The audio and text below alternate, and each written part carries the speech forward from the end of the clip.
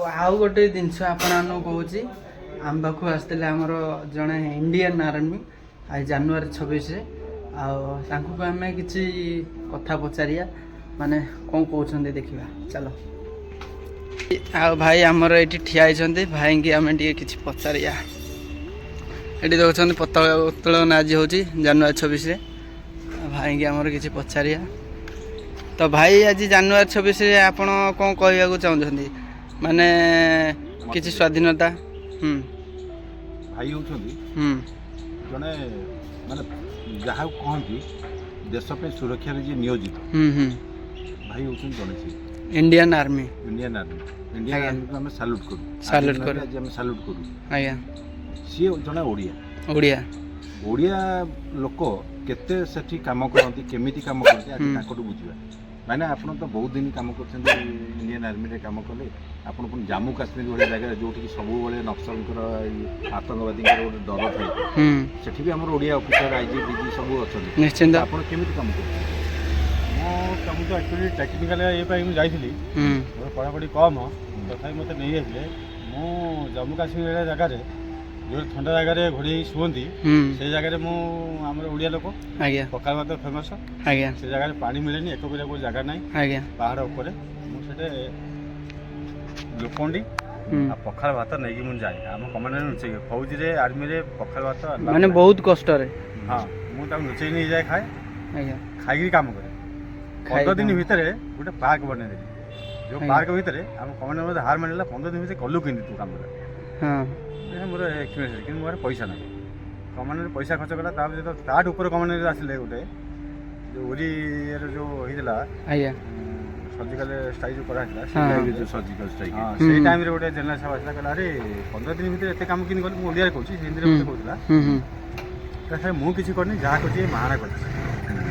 ଆରେ ତୋ ନାଁ କ'ଣ? ମୁଁ ସାର୍ ମୁଁ ଡେକ୍ରେସନ୍ ଦେଲି, କମ୍ କରୁଛି। ହେଲା ଏତେ ଦିନ କେମିତି କାମ କଲି? ମୁଁ ସାର୍ ମୁଁ କାମ ଭିତରେ ମାହିର, କିନ୍ତୁ ପାଠ ପଢ଼ା ଭିତରେ ମୁଁ କିଛି ଜାଣିନି।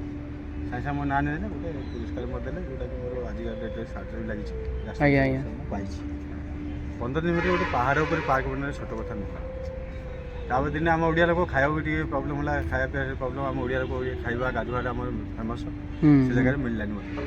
ତ ମୁଁ ରାତି ଅଧରେ ଆସୁଥିଲି। ମାନେ ଏ ଯେଉଁ ସର୍ଜିକାଲ ଷ୍ଟ୍ରାଇକ୍ କେମିତି ହୁଏ, ମାନେ ଯେଉଁ ଆଟାକ୍ ହୁଏ, ମୁଁ ଯେଉଁଟା ଦେଖିଥିଲି ସେଦିନ ହିଁ କ'ଣ ହେଇଥିଲା, ମୁଁ ଜାଣିଛି କରିଛି, କିନ୍ତୁ ରାତିରେ କାହିଁକି ହେଲି ଗଲା ଆଟାକ୍ ହେଇଥିଲା। ସେଦିନ ମୁଁ ଥିଲି, ଆପଣ ଥିଲେ? ମୁଁ ଥିଲି, କିନ୍ତୁ ମୁଁ ଯାଇନି।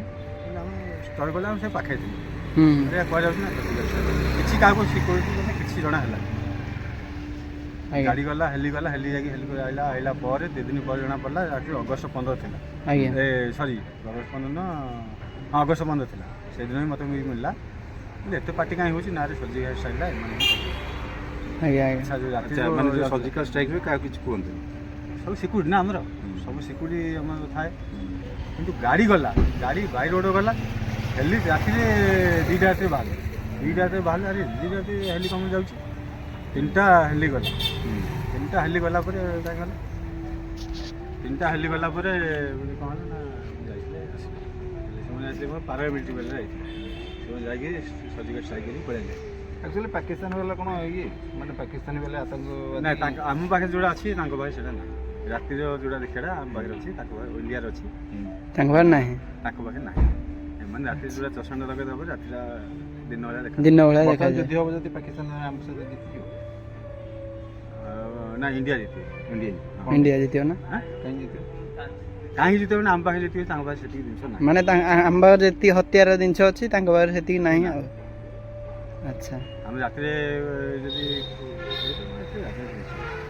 ନହେଲେ ବହୁତ କିଛି ଅଛି, ଯଦି ଚାହିଁବେ 1 ଘଣ୍ଟା ଭିତରେ ଉଡ଼େଇଦେବେ। ଯେଉଁଟା ଆର୍ମି ବାଲା ଯାହା ଚାହିଁଲେ ସେୟା କରିଦେବେ। ନାଇଁ, ଯେଉଁଟା ବାଜପେୟୀ କହିଥିଲା ସେ ଠିକ୍ କଥା କହିଥିଲା। ବାକି ଯାହା ବି ହେଉଛି ରାଜି। ଆଚ୍ଛା, ଠିକ୍ ଅଛି। ଆପଣଙ୍କୁ ମାନେ ଗଣତନ୍ତ୍ର ଦିବସର ଆଜି ହାର୍ଦ୍ଦିକ ଅଭିନନ୍ଦନ। ଆପଣ ମାନେ ବଢ଼ିଆ ଲୋକ ଓଡ଼ିଶାରେ ଅଛନ୍ତି ବୋଲି ଆମେ ଦେଶକୁ ବଞ୍ଚିଛୁ। ସେଇଥର ବି ମୁଁ କସବ ଯେଉଁଥର ଆଟାକ୍ ହେଇଥିଲା, ମୁଁ 4 ଜଣ ଘେରେଇ ଦେଇଥିଲେ। ମୁଁ ସେ ଯେଉଁ କାମ କରିବାକୁ ଯାଉଥିଲି, ମୁଁ ଆଟାକରେ ଫସି ଯାଇଥାନ୍ତି। ବଚିଗଲି କ'ଣ ନା, ମୁଁ ଲାଇଟ୍ କ'ଣ ନା, ତୁ କେଉଁଠି ଅଛୁ? ନା ମୁଁ ତୁ ବାହାରେ ଅଛି। ମୁଁ ସବୁ ଓଡ଼ିଆରେ କଥା ହୁଏ, ଆମ ଓଡ଼ିଆ ଆମର 120 ସମସ୍ତେ ଓଡ଼ିଆରେ। ତୁ କେଉଁଠି ଅଛୁ? ମୁଁ ବାହାରେ ଯାଉଛି। ନାହିଁ, ଜଲ୍ଦି ଆସ କହିଲା। ହାଇଦ୍ରାବାଦ ମୋତେ ନେଇଗଲେ ନହେଲେ ଆଚ୍ଛା ଆଚ୍ଛା କରିଥିଲେ। ଠିକ୍ ଅଛି ଆଉ ଆମର ତ ଦେଖିଲେ ଆଜି ଜାନୁଆରୀ 26ରେ କୋଭଳି ଭାବରେ ଆମ ସହିତ ଆମକୁ ଜଗି ରଖିକି ବହୁତ ରଖୁଛନ୍ତି। ସେମାନେ ନଥିଲେ ଆମେ ଏଇ ଦୁନିଆରେ କିଛି ନଥାନ୍ତେ ହେଲା। ଆମ ପାଇଁ ବହୁତ ସେମାନେ ଲଢ଼ୁଛନ୍ତି, ବହୁତ କିଛି କରୁଛନ୍ତି ହେଲା। ସେଥିପାଇଁ ଭାରତ ମାତା କି ଜୟ ହିନ୍ଦ। ଭାଇ ଭାରତ ମାତା କି ଜୟ। ହଁ।